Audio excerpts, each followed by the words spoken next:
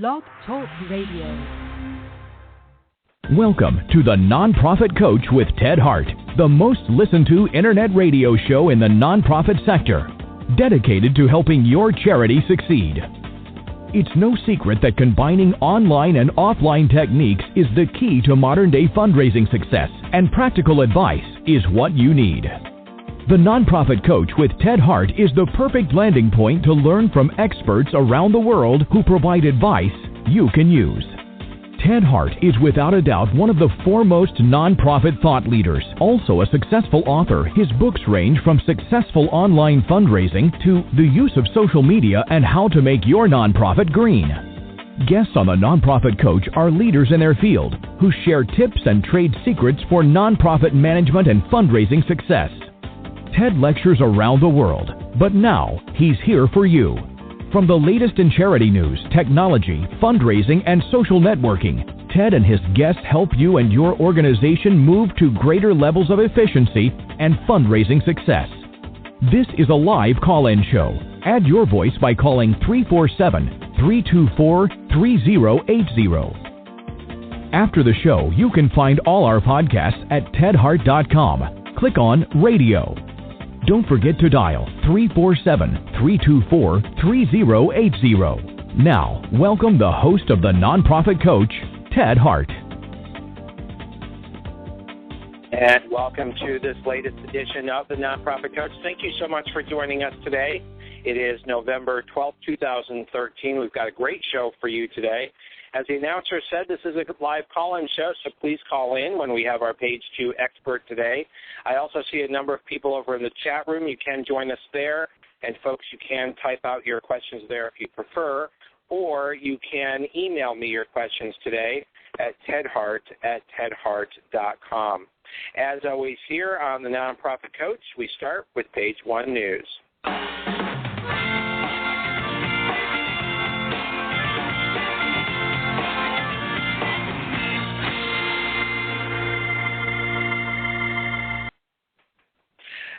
First up on the Nonprofit Coach Page 1 News today, you can follow along at tedhart.com. Just click on radio links, and you will not only find all the radio links for today's show, but all the very best links from all of our shows going back over the last couple of years. First up here on the Nonprofit Coach, we have coming to us from the PFA blog, Philanthropy for All. This is 35 email subject lines your nonprofit should be using. So as you're preparing for your year-end fundraising appeals, you want to take a look at this link that we provide to you today and download your copy of 35 email subject lines your nonprofit should be using and why. You'll find that over in the radio links today at tedhart.com. Next up, one of our good friends are calling in today from John Wiley & Sons with an announcement for our next AFP Wiley radio show coming up on November 26th. Welcome here to the Nonprofit Coach, Tiffany Charbonnier. Hi, Ted. Yes, I am very excited to be on your show today to announce Deborah Kaplan-Pallavi, who will be on the show on November 26th. Her latest book comes out this month. It's titled Donor Cultivation and the Donor Life Cycle Map, a New Framework for Fundraising.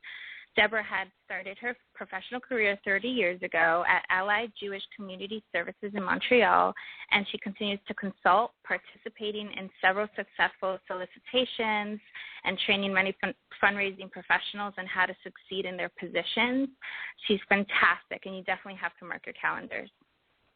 Well, we're so honored to be continuing the AFP Wiley radio series. It's one of the most popular segments on the Nonprofit Coach, and Deborah Kaplan-Pallavi is going to be a terrific addition to the series of podcasts that we have from Wiley. We want to thank you so much for recruiting such terrific authors and bringing them here to the Nonprofit Coach. As you said, that the next show here on the Nonprofit Coach for AFP Wiley is on November 26th at 12 noon Eastern. Thank you, Tiffany, for joining us today. Thank you so much, Ted. It's always a pleasure to have the folks from Wiley joining us. We do have a link over in the radio links today, Tiffany, to your website so that people can go and not only find copies of the book coming up for Deborah Kaplan-Polivy, but also all of the wonderful authors over at Wiley. So thank you so much for bringing that to us and the wonderful authors that you bring to the Nonprofit Coach. And I do want to... Sorry about that. Hold on one second, Tiffany. I just cut you off there. Go ahead, Tiffany. Oh, I'm sorry. I just wanted to highlight for everyone listening, she does have a website with awesome tools for her book and a life cycle map. So it's definitely an add-on for all those calling in and listening in. Well, terrific. Well, we'll make sure that we include that in the radio links for the show that Deborah will be on for November 26th. In addition to the link that we have today directly over to the Wiley.com website. Great. Thank you again, Tiffany. Appreciate it. Thank you. That's going to be a really terrific show, so don't miss it. That is our next show here on the Nonprofit Coach. Next week is a catch-up week where all of our listeners can catch up on the hundreds of podcasts here on the Nonprofit Coach, which you can find at tedhart.com. So the next live show of the Nonprofit Coach will be on November 26th, and that is the Deborah Kaplan-Polivy Show on the AFP Wiley radio show right here on the Nonprofit Coach. Next up here on Page 1 News, over at the Atlanta Journal-Constitution, they're sharing with us today some background information around the importance of nonprofit organizations. According to studies, of course, in the United States, nonprofits spend $1.5 trillion, that's trillion with a T, each year, and employ 13.5 million employees in nonprofit organizations, making the segment the country's third leading workforce. So while nonprofit organizations are often seen as smaller, maybe not having resources, it is a very important part of the economic life cycle of the United States. Some good background information provided on the importance of nonprofit organizations and the importance for good leadership in those nonprofits over in the radio links today at tedhart.com. Next up here on Page 1 News comes to us from the My Project Change. Project Change, it talks about adventures in making the world a better place.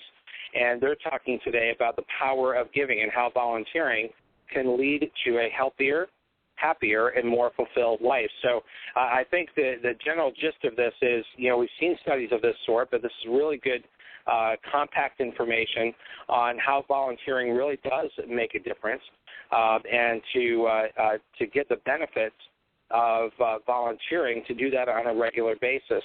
And certainly those of us who are in leadership positions in the nonprofit sector should understand the additional benefits not only to our organization, but that we are providing opportunities for people to improve their own lives by volunteering with nonprofit organizations.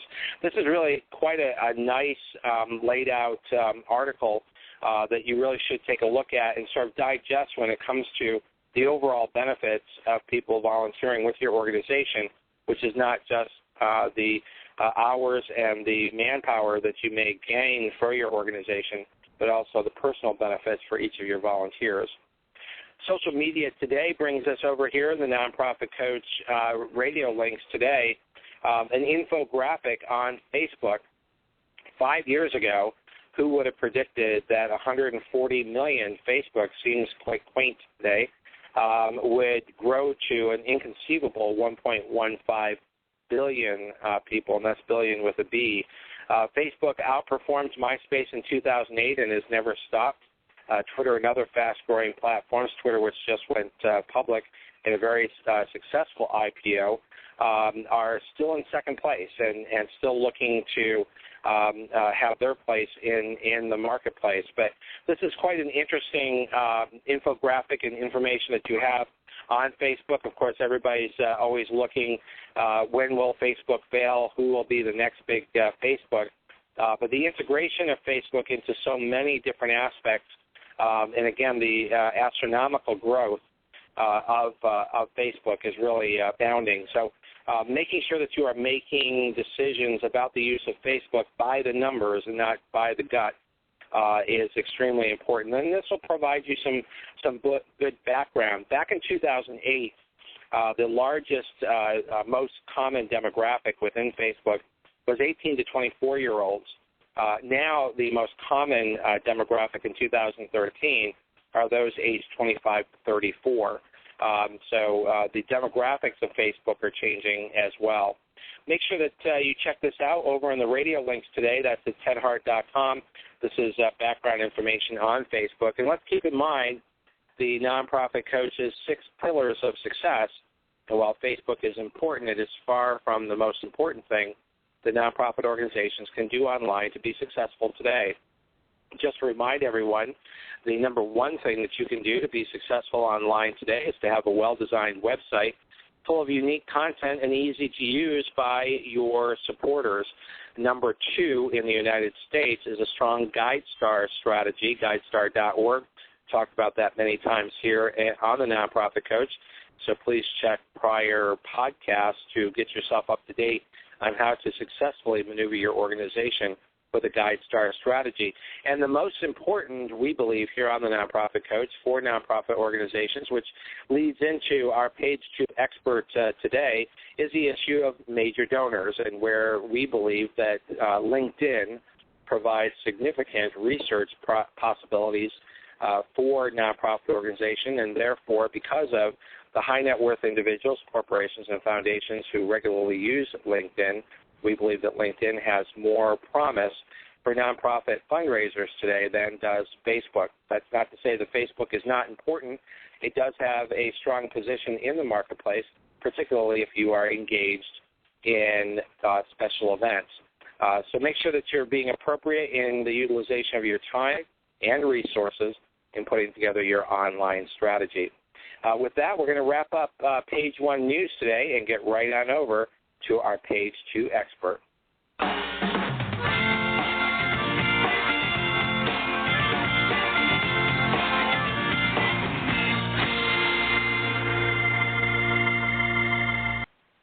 It is my distinct pleasure to introduce to you today our Page 2 expert, John Greenhoe, CFRE.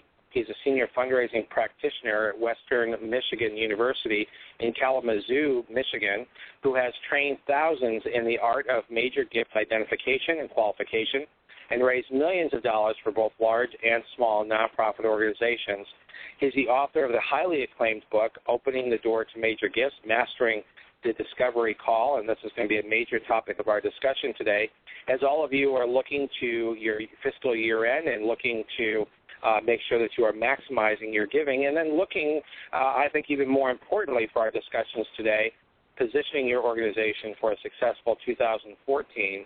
What are you doing to properly research and position your organization for success in major gifts? Mr. Greenhoe is a popular presenter. He has taught fundraising master's level courses at 2 universities and has delivered national philanthropy conference presentations in North America, Europe, Africa, and New Zealand.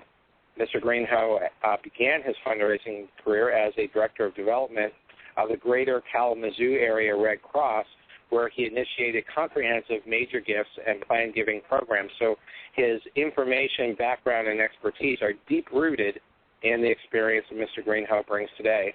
He's a master's degree in philanthropy and development from St. Mary's University and is an Association of Fundraising Professionals master trainer. Welcome here to the Nonprofit Coach, John Greenhoe. Thank you, Ted. It's a great pleasure to be with you today. John, you have a very important topic for us today for all nonprofit organizations, and I dare say there isn't a single nonprofit organization executive listening today that doesn't want to, desire to understand how to do a better job in major gifts. So I think your topic today is very, very timely.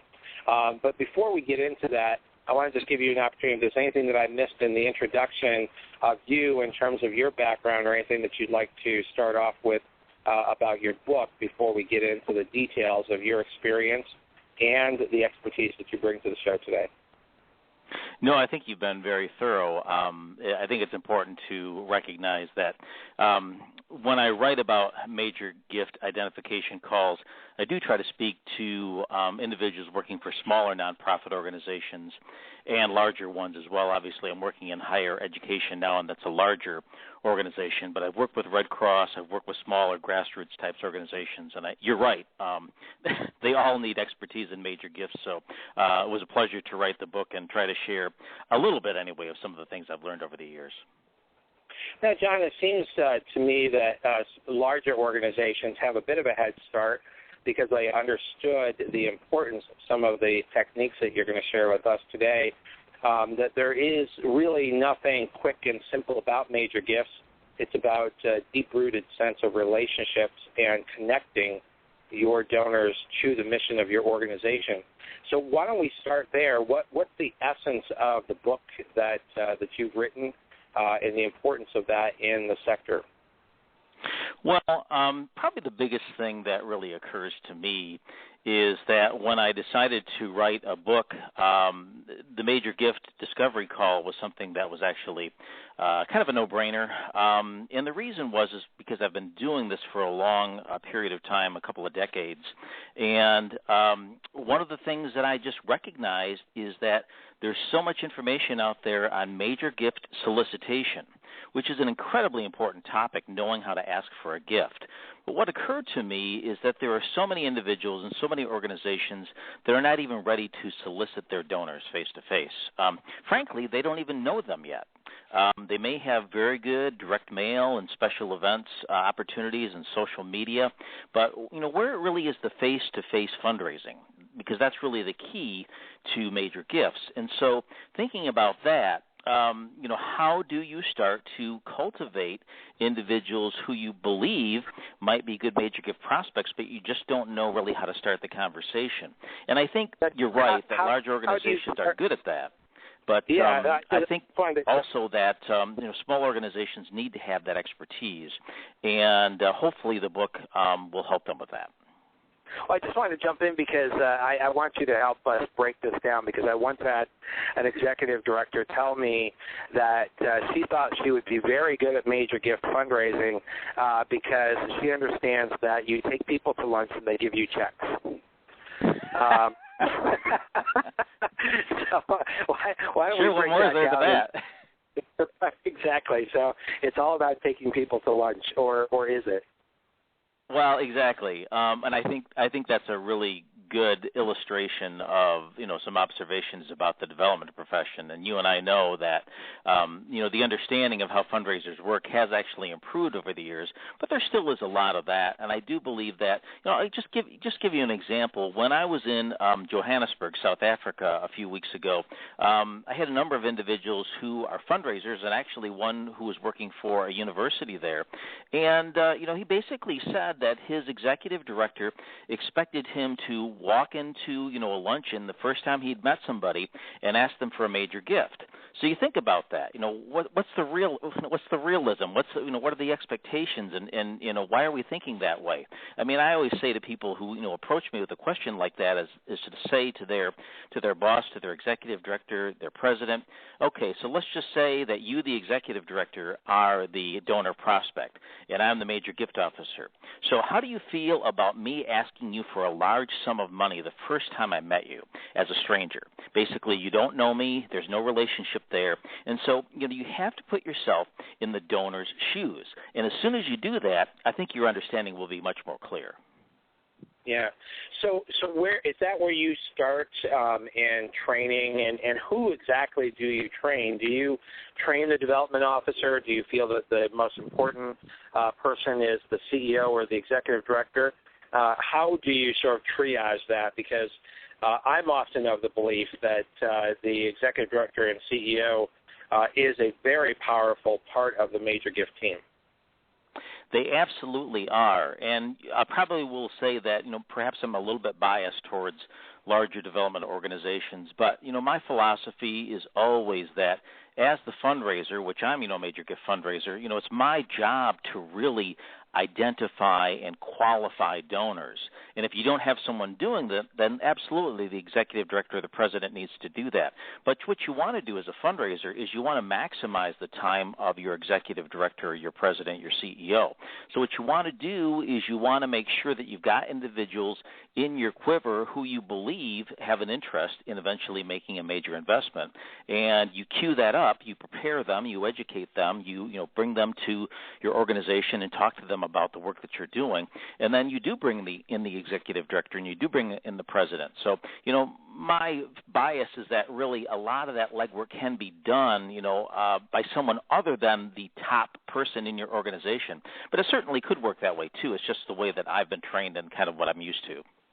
Right. And I think it's important for our listeners who, by and large, are development officers and chief executives of nonprofit organizations to really understand and put into context what is a development officer. And what I try to help people understand, I just want to ask you to sort of respond to this, is that when you hire a development officer, the most important job that they have is to develop the opportunities for people to give and to organize the giving process, that if the chief development officer or director of development, whatever the role might be, is asking for all of the money, you're never going to raise the amount of money that you need or you desire because there's only a certain amount of time that that person can devote to that. So hiring a magician that's going to create money is often, I think, where boards of directors and chief executives come from, but that's not necessarily who they've hired, is it? Exactly. And I do believe that, there is a sophistication that needs to occur within nonprofit boards and with executive directors. And one of my favorite quotes actually was taught to me by the founder of the St. Mary's University Philanthropy and Development Program. It's a program that's been around for about 25 years, and it's in Winona, Minnesota.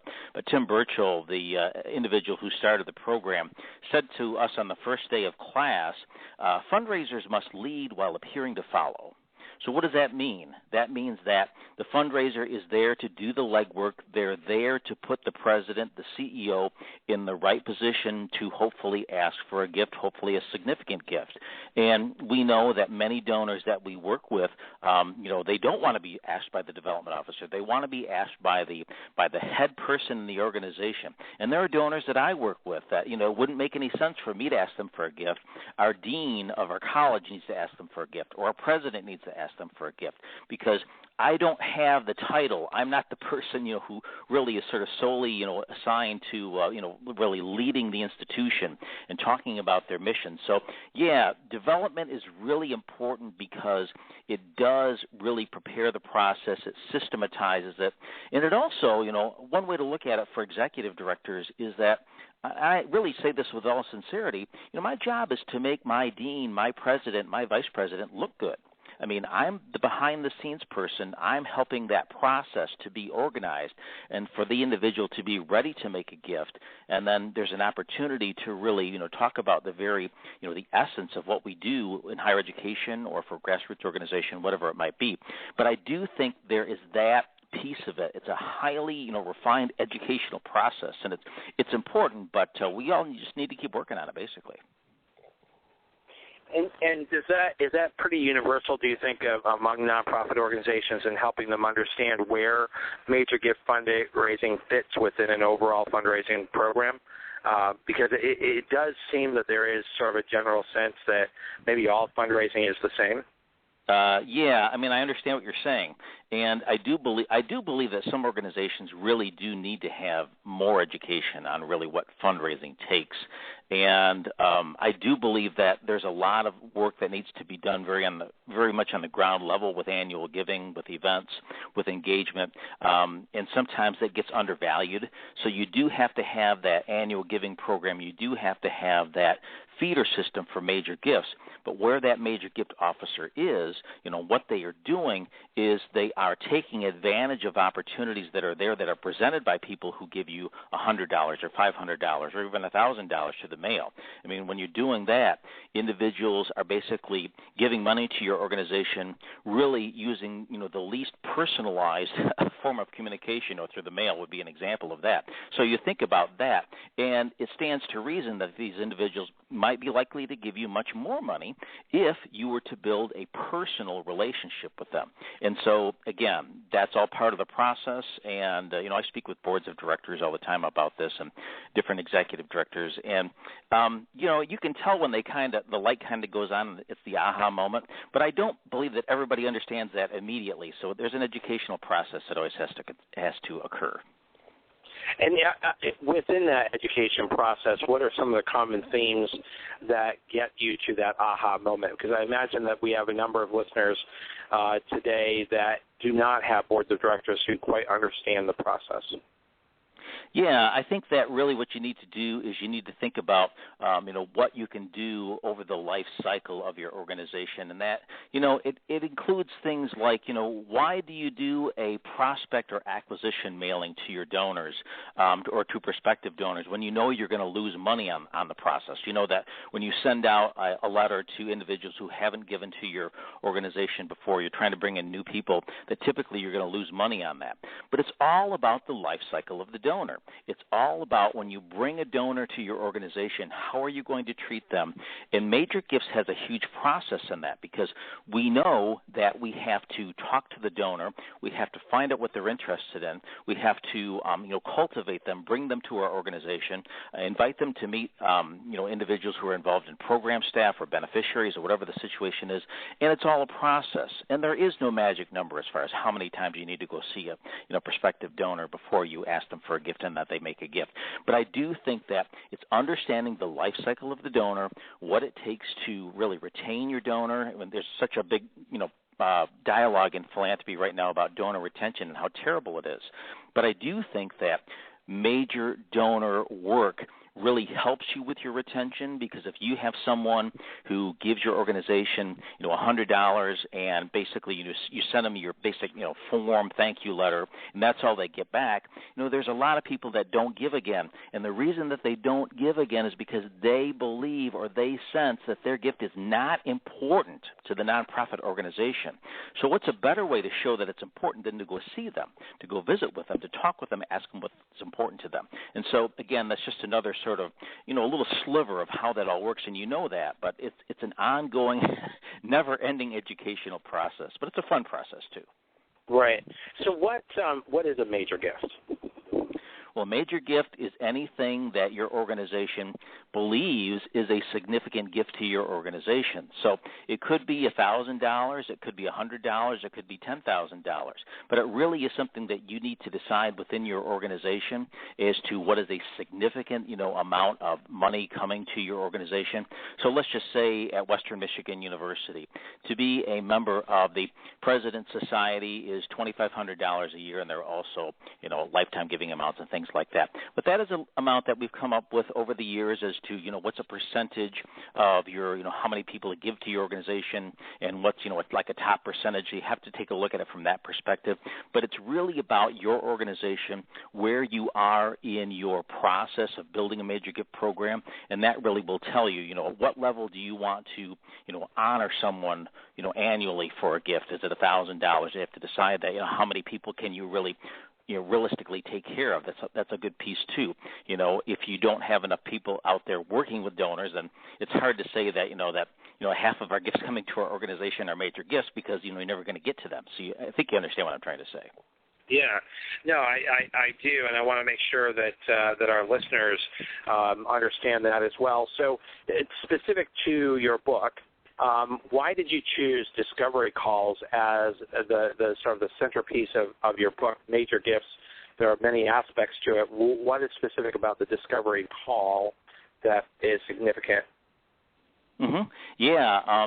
Well, it's personally significant to me because I've done a lot of them in the course of my career. I've started new development efforts in a small organization like the Red Cross, and also working in colleges here at the university I work at. And the number one reason that I wrote the book was because I saw no other book like it that existed, and I knew there was a need for the information. And I think, based on how the book's done, which is great, that my theory has been affirmed, but there isn't any other book really that's been written on the topic, and there are dozens of books on solicitation. I mean, there's just tons of it there. But again, it's a question of how are you going to start that relationship. And frankly, when I started as a major gift officer working at a university, I had difficulty getting in to see people. And so, one of the things I did was I came up with different methods that I thought worked pretty well for me, and I've shared them with other individuals. And basically, it's an opportunity just to share some of that information.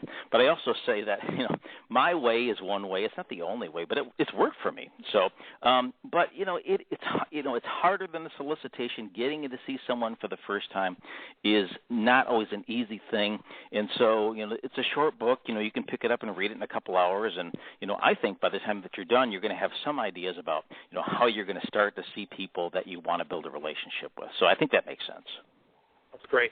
Well, John, you've as you said, have been doing this for a number of years, and your expertise is quite well known. We're going to take a really quick break, and when we come back, I was wondering if you would share some of your personal experiences in major gift fundraising, and specifically some of the techniques of the discovery call that would help our listeners today. And we'll be right back here on the Nonprofit Coach.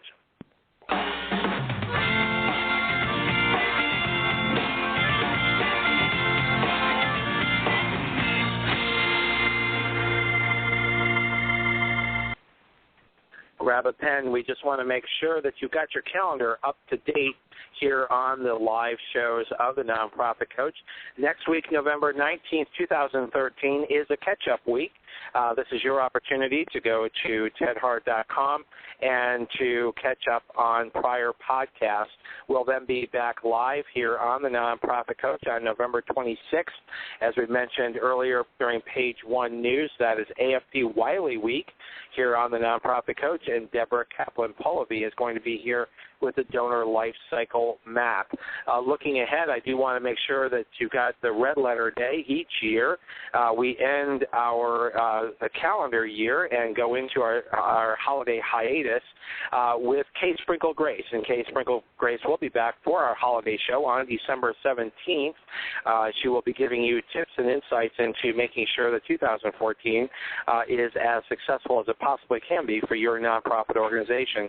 Again, that's December 17th. That will be our last live show of 2013 before we go into our holiday hiatus. We're going to have a quick information here on some additional resources that you can find online, and then we're going to be back live here on the Nonprofit Coach with John Greenhoe. Every day, millions of people are online, many of whom want to help, volunteer, and donate to a good cause. Nonprofit organizations can use many Google tools to reach potential donors around the world and raise more money. And as an approved nonprofit, it doesn't cost a thing. It's all free. Google Grants helps you promote your website with free advertising on Google.com through the AdWords program. With Google AdWords, you create ads and choose words or phrases related to your nonprofit organization.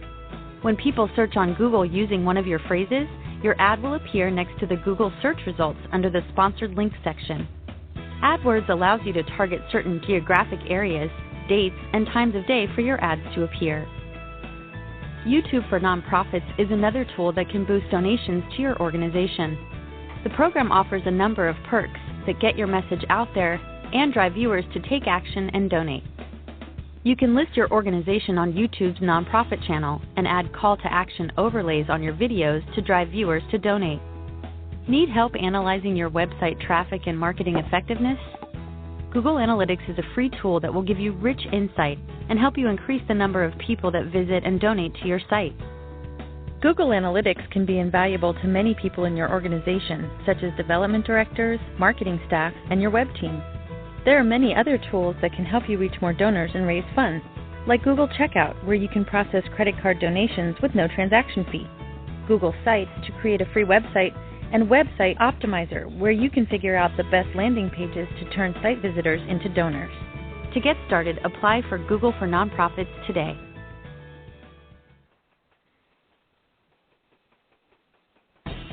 Remember, our podcasts and archives are always available 24 hours a day at tedhart.com. Click on Radio Links.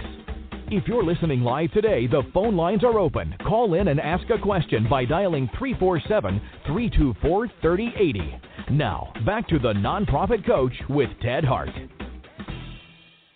And we're back here live on the Nonprofit Coach with John Greenhoe. So, John, can you walk us through some specific examples in terms of how the discovery call works and the significance of the major gift process? Sure. What I can do is just give you some ideas about some of the tips that I have kind of put together. Really what I think is important when you talk about discovery calls and major gifts is that it's very much a process. And one of the things I'll say to people, and I say it in the book, is, it's really hard work. And if you're not used to working hard, then major gifts may not be the best, area of work for you. And, it goes back to your statement about, taking somebody to lunch and they give you money. Well, that would be lovely if that actually existed. But I do think that, having rigor and having discipline is incredibly important. And so let me just tell you, and I can go into some of the things as far as some of the rationale, but let me just give you an example of, one type of a technique that I employ to make more discovery calls, to get more people on my calendar. And it's really kind of a nerdy sort of approach to major gifts because it's very analytical, it's very process oriented, which is not always the MO of a development officer, but that's kind of the way that I operate. So basically what I did, here's just an idea, is I came up with this strategy, and it's called the OARS method. It's OARS. And basically what it is it helps me to kind of discipline how I approach my daily focus on major gifts. So the O in OAR stands for 1 hour each day. So let's just say that, you are a major gift officer and a portion of your time is devoted to identifying and qualifying new prospective major gift donors. So my suggestion to that individual is to spend an hour of dedicated time each day simply picking up the phone and making calls to individuals, trying to reach them, make appointments and so forth, and to keep doing that. And so what happens is that, you can reach a lot of people in an hour. And but a lot of people don't do that when they're working in major gifts because it's hard. So you have to discipline yourself to do that. Another thing I recommend to development officers who are working in support of major gifts is to think about their prospects and to try to telephone them at least 7 times before they kind of give up, move them off their list, or recycle them until a later time. And the reason I say 7 times is that it's very much a sales method. The American Marketing Association says it takes 7 phone calls to reach the average C-level executive, CFO, CEO, et cetera. And so because I've worked with a lot of people over the years, and they will say to me, well, John, I can't get people to call me back. And always my first question is, how many times did you call them? Oh, 2 or 3 times. Well, that's kind of human nature. People are like, if they haven't called you back after 2 or 3 times, then they're probably not interested. But not always true. People are just busy sometimes. They have major events going on in their life, and so you need to keep trying them. Not every day, obviously, but maybe you try them once a week. You keep trying back. I talked about recycling. If you can't get a hold of somebody, that's the R in OARS, recycling your prospects. If you can't get a hold of them, think about, they may have had a major life event. They just got married. They had a death in their family, et cetera. So, recycle them. Take them off your list for now, but, come back to them in 6 months or so and try them again. And you never know. If they haven't directly told you they're not interested in meeting, then you really don't know. And then the final letter in the OARS is they've got O for 1 hour a day, A for at least 7 calls, R for recycling your prospects, and then S is to see your prospects or cross them off.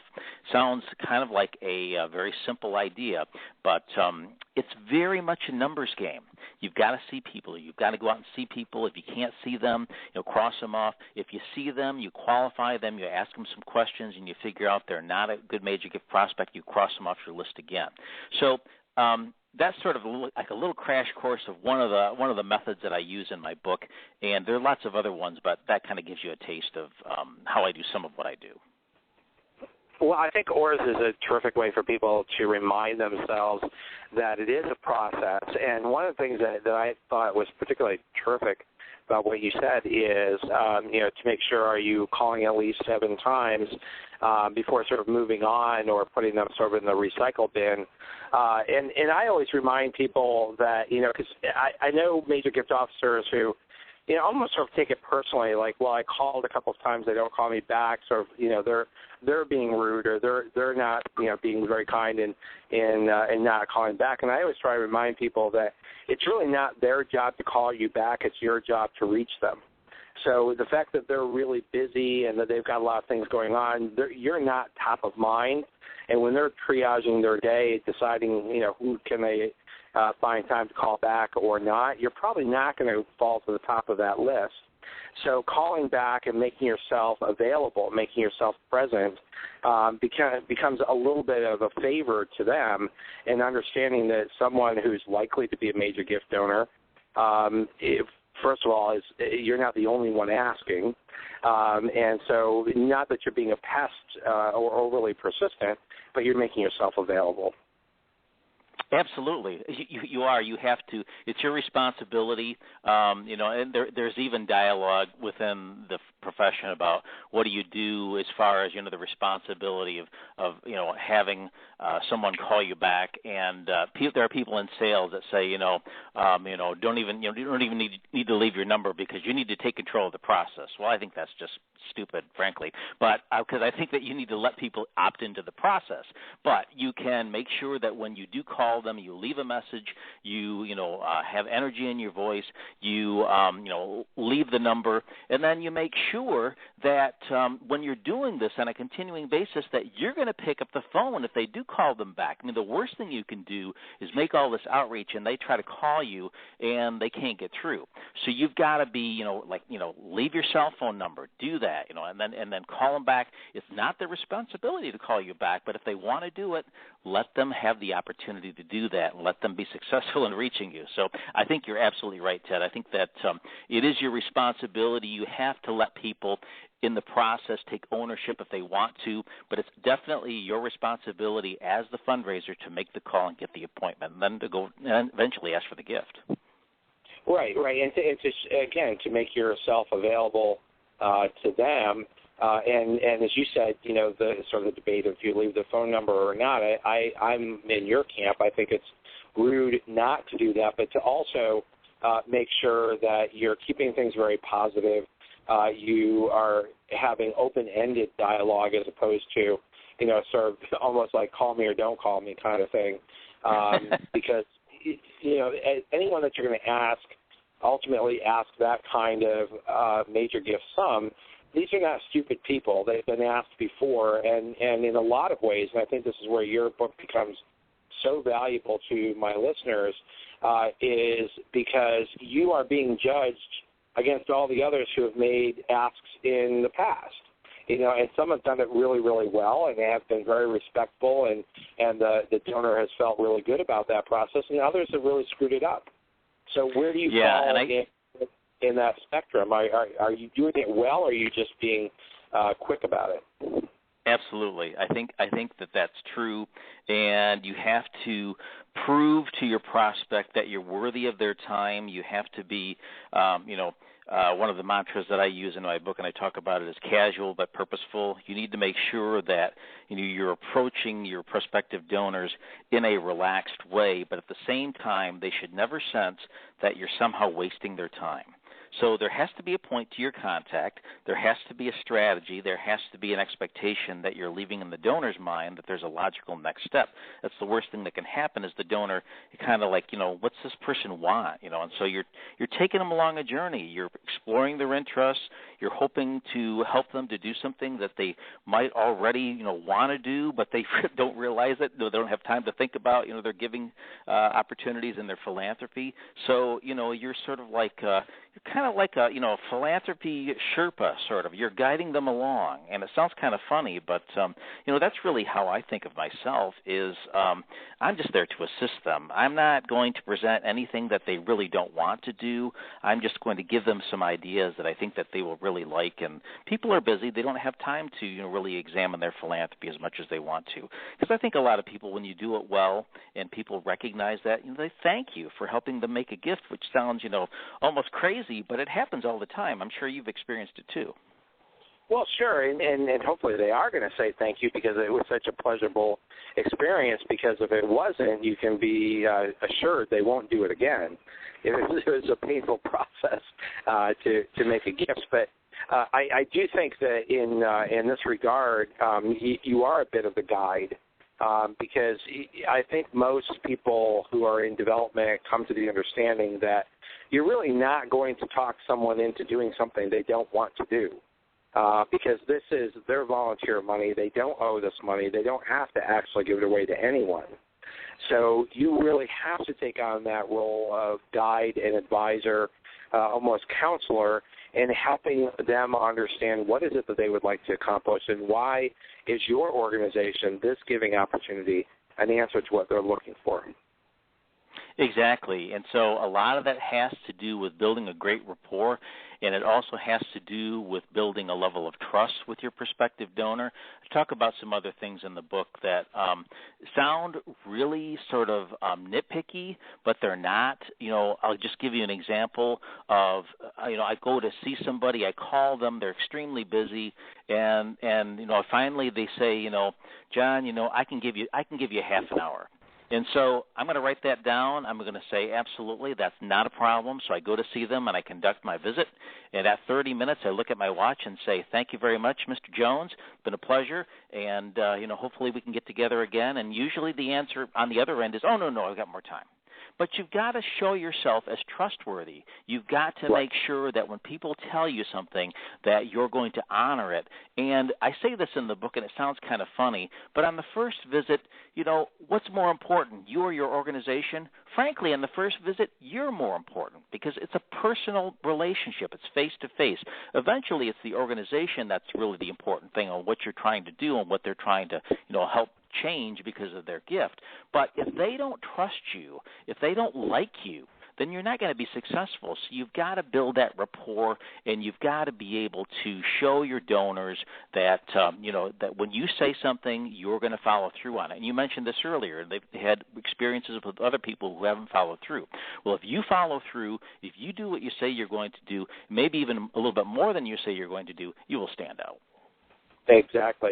We do have an email question from Scott in Dallas, and he's asking if you can expand upon this concept of casual and purposeful that you mentioned earlier. Absolutely. Casual and purposeful is my mantra. And so when I call an individual for the first time, what I'm trying to do is tell them that, that what I am doing is something that, happens every day. It's something that's not unusual. I think, people are like, are you coming all the way downtown to see me? And you really need to assure people that, it's not that big of a deal. I mean, it's like I'm going to see people who are alumni, they're our supporters. I'm going to be in your area. I'm going to come and see you. And so it's a casual conversation. You are just talking to them about, what's happening at the organization. You're investigating what's important to them. You're getting to know them. You're thinking about, in the back of your mind, what potential area they might want to support within your organization. And so, people don't like to be rushed, and people don't typically make decisions of any magnitude when they feel rushed. So it's a casual conversation, and you always have to have that kind of an attitude when you're approaching your donors. Yes, you have a job to do, but you can have fun doing it, and you can approach them in a very casual way. And as far as purposeful is concerned, I think that really is taking a look at, what you think would be helpful to the donor as they think about their philanthropic interests. Are you taking them in directions that will help them to develop those interests, that will help them to sort of crystallize in their mind what it is that they might like to do for your organization if they want to do something? So there's a purpose to it. There's a next step. There's always something that's kind of on the horizon that you can take it to that next step if you want to do that. If you guys, if you kind of part ways, that's okay too. That's part of the journey. But the purposeful piece is that the donor always kind of senses that, there is a logical next step. There is something that happens next. And they don't have questions in their mind about what you're trying to do when you're meeting with them. So I hope that makes sense. Yeah, I think that does. And I think also, expanding on the purposeful part is to have a bit of a plan.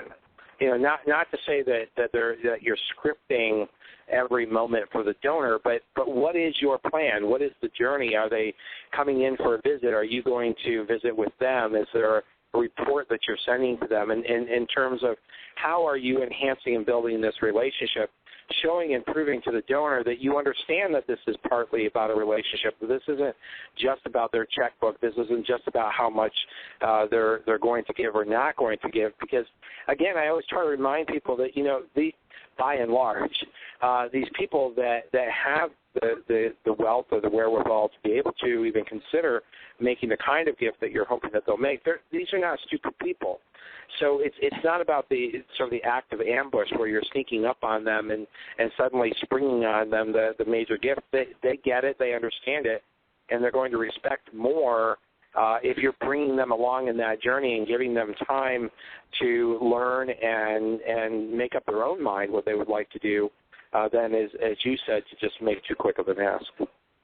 Yeah, I think so. And I think, just as sort of a really simple example, the first time you meet with someone, there's lots of different ways to do it. But sometimes especially when I anticipate or kind of sense that the person's a little nervous, I might say something at the beginning like, let's just have a casual conversation. Let's just talk a little bit about your interest and let me give you a little bit of information about what's happening at my organization. And, maybe we could talk for half an hour or so. And can we kind of agree at the end of the half an hour that we'll just decide what we're going to do next, if there's a next step, or if you want me to bring you some additional information. But can we kind of have that conversation? Don't worry about anything else. Let's just agree that we're going to decide what comes next at the end of our conversation. And when I say that, a lot of times people just kind of relax because they're just not sure of the process. They don't understand it necessarily always. And so if I can do something to kind of, relieve the tension a little bit, then that's a good way to do it. That's just one example. Well, and again, they may or may not, but most likely, especially at the discovery call aspect of this, they don't know you. Right. So it's about building that kind of rapport in terms of who are you, can I trust you, is this someone that I want to explore or start this journey with, or is this someone who's just annoying or doesn't seem to know what they're doing, in which case it's going to feel very much like a waste of my time. Absolutely. I think that you definitely have to earn their trust, and there's always the trust bond that needs to happen. It's just paramount when you're talking about major gifts. You have to have that rapport. You have to have that understanding, and the donor always has to believe, and hopefully it's true that you have their best interests at heart. And so if they believe that, that's half the battle. Right, exactly. And when it comes to sort of deflection, one thing that you will often get, and my listeners certainly should take this into consideration, is, at the discovery call time, is you may have someone who will say, well, you're just going to ask me for money, so let me save you the time, and you don't really need to come and visit me, something of that on that order.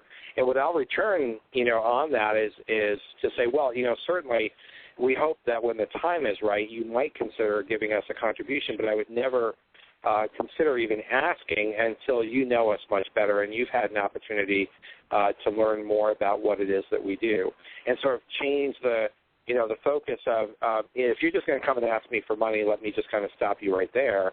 That this is more about you. This is the donor, more about getting to know you and what you would like to accomplish. And I'm in for the time. I'm going to put that time in because I want you to feel successful. Yeah, I think that you need to do that, and you also need to, be realistic with your donors, and you can say to them during the discovery call, certainly, we're just getting to know each other, but I just kind of want to know a little bit about your philanthropic, goals and your philosophy. I mean, just as an example, is our organization, like one of your top 3 charities? I mean, just get a little bit of an idea without putting any pressure on them. I mean, you're basically just finding out a little bit more about their interests, but you're not asking them for a gift. You are putting them, you are giving them some time, but you're clarifying in your mind whether or not, they do have interest. And so you're asking questions that will help you to clarify that without necessarily putting them right on the spot and asking them for a gift.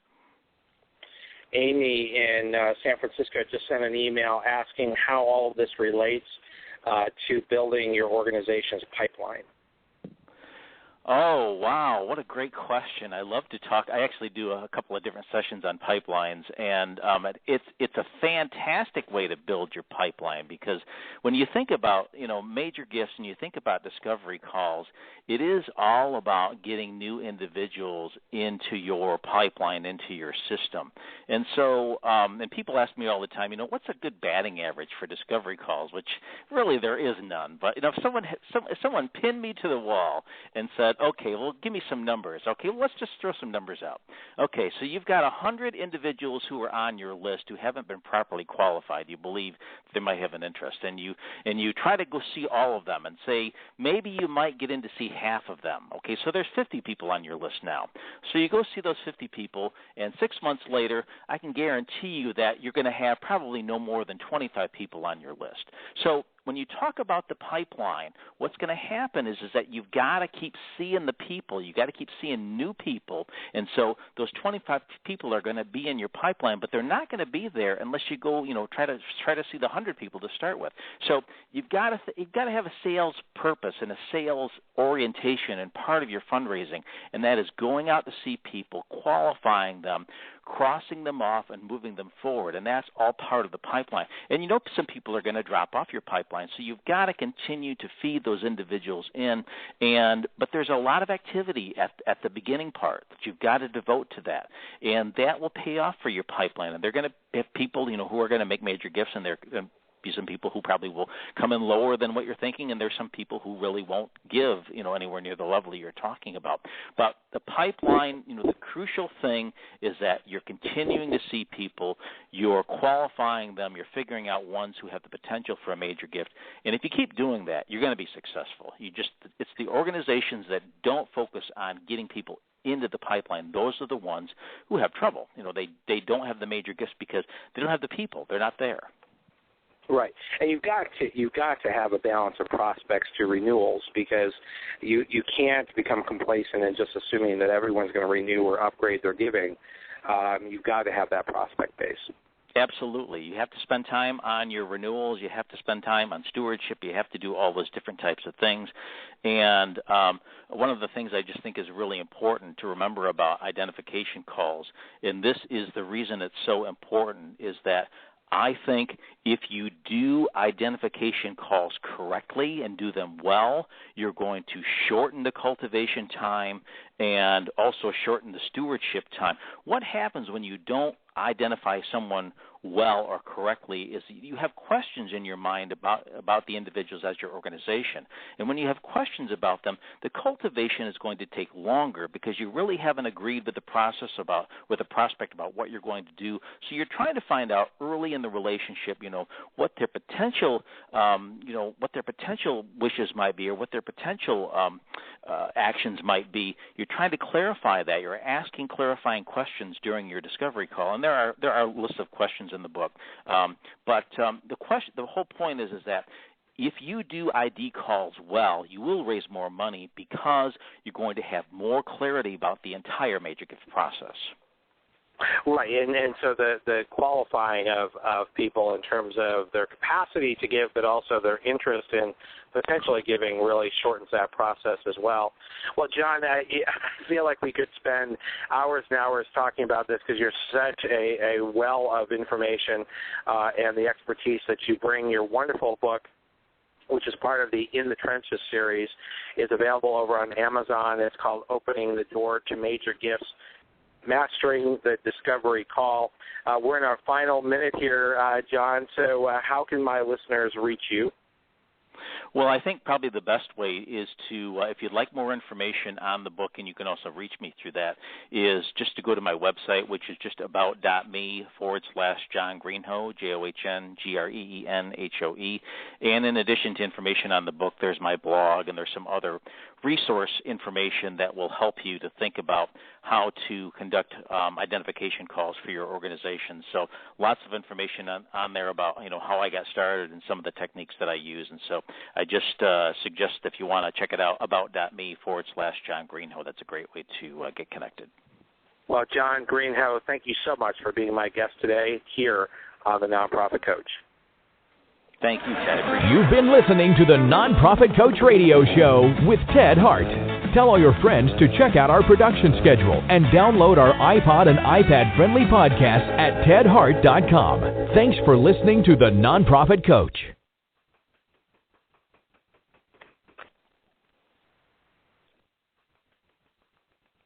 Hola mi gente, Rosalind Sanchez here from He Said, Ella Dijo. And although I like drama in my telenovelas, when it comes to real life, I prefer a drama-free casa. Thanks to Fabuloso. Its remarkable lavender scent lingers like a longing glance. And with 2 times more active ingredients to take the drama out of any mess, you'll be shouting, gracias. Fabuloso's 2 times concentrated formula provides 2 times more active cleaning ingredients versus non-concentrated Fabuloso Original. Use as directed.